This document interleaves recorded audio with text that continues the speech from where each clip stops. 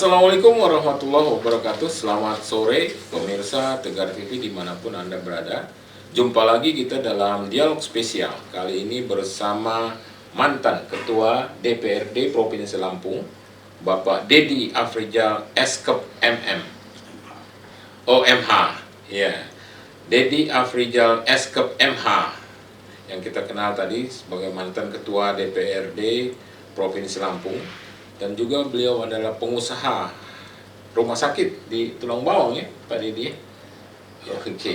Selain juga sekarang ini kita dengar beliau juga adalah pengusaha pariwisata dan aktif usaha juga di bidang pendidikan ya Pak Dedi. Ya Pak Dedi, ini saya ingat sekali bahwa Pak Dedi kan adalah sebagai mantan ketua DPRD Provinsi Lampung. Ini baru ketemu juga sekarang, ini cukup lama juga. Ya, alhamdulillah sehat ya. Alhamdulillah sehat ya. Gimana ceritanya nih Pak Dedi?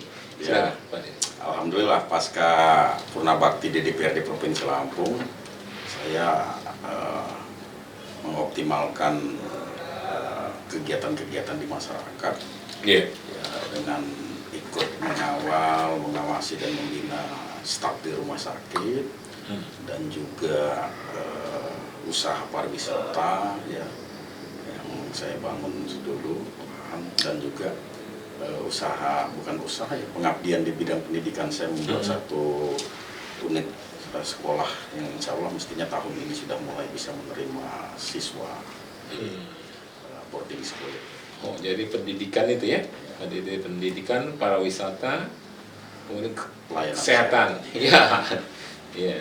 Terus saya dengar ini sekarang Pak Dedi juga sebagai ketua DPD Nasdem Tulang Bawang. Betul. Iya, itu gimana ceritanya? Silakan Pak. Ya, jadi saya memang sempat terakhir itu sebelumnya dipercaya sebagai ketua PD Perjuangan di Mesuji ya. Tapi saat itu kondisi saya melihat perlu menyeimbangkan situasi, kondisi, kesibukan saya, sehingga saya memutuskan untuk menyampaikan permohonan mengundurkan diri dari Partai PD Perjuangan di bulan April di Mesuji ya, ditugas di Mesuji April, dan alhamdulillah sempat diundang dalam dengan cara daring ya. Dalam situ ya intinya permohonan saya disetujui ya. Saya fokus menyelesaikan kerjaan-kerjaan saya yang sempat tertunda ya, pembangunan sarana pendidikan, kemudian pas COVID pula ya, kemudian persiapan operasional rumah sakit ya. Karena rumah sakit itu sebenarnya kalau bicara bukan milik saya lagi karena sudah saya wakafkan kepada Yayasan Domido Apa, tapi di dalam yayasan itu sebagai badan hukum penyelenggara pelayanan, badan usahanya adalah PT, di mana di dalamnya saya masih terlibat sebagai komisaris. Oh iya iya. Peran saya pengawasan pembinaan termasuk dalam hal penyusunan perencanaan anggaran maupun program kegiatan, saya masih terlibat di sana. Jadi saya juga menyelesaikan pembangunan sarana pendidikan yang saya punya.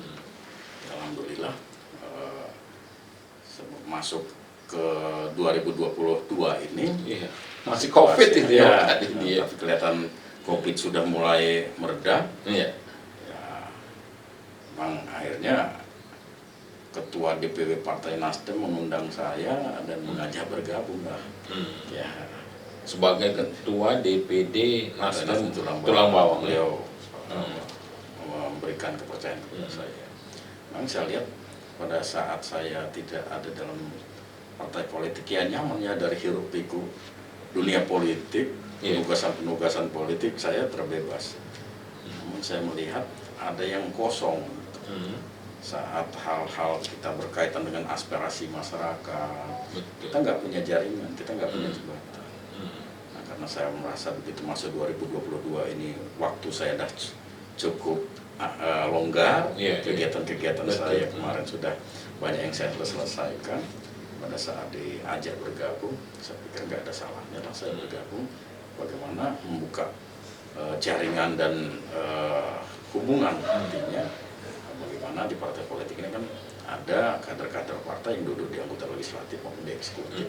Saya pikir ini bisa jadi jembatan saya bagaimana menjembatani kepentingan masyarakat ke depannya. Tapi Pak Dedi memang home base-nya itu di Tulang Bawang ya Pak? Ya, Oh gitu. sebelum saya domisili di Bandar Lampung karena penugasan saya sebagai anggota dewan dulu pada saat 2009 dan kepada kebutuhan pendidikan anak-anak sehingga saya harus punya home base di Bandar Lampung. Ya, di Tulang Bawang kita memang domisili kita juga dulu di Tulang Bawang. Lama ya Pak Dedi? Di Tulang Bawang sejak tahun 95 saya masuk di sana. Jadi artinya kalau menjabat sebagai ketua DPD Nasdem Tulang Bawang ya daerah Tulang Bawang memang daerahnya Pak Dedi lah Ya, gitu ya ya. alhamdulillah karena memang aktivitas kita semenjak saya masuk di Tulang Bawang tahun 95 itu saya banyak bergelut dengan masyarakat di bidang muda olahraga, sosial, seni budaya maupun kegiatan-kegiatan keagamaan. Saya sering keluar masuk di kampung-kampung. Jadi memang alhamdulillah banyak keluarga, banyak saudara dan teman-teman. Oh, yang Tulang Bawang. Pak Dedi sebelum ini Pak Dedi kan katanya bisnis pariwisata ini gimana ceritanya? Ya sebenarnya itu awalnya hanya iseng lah ya.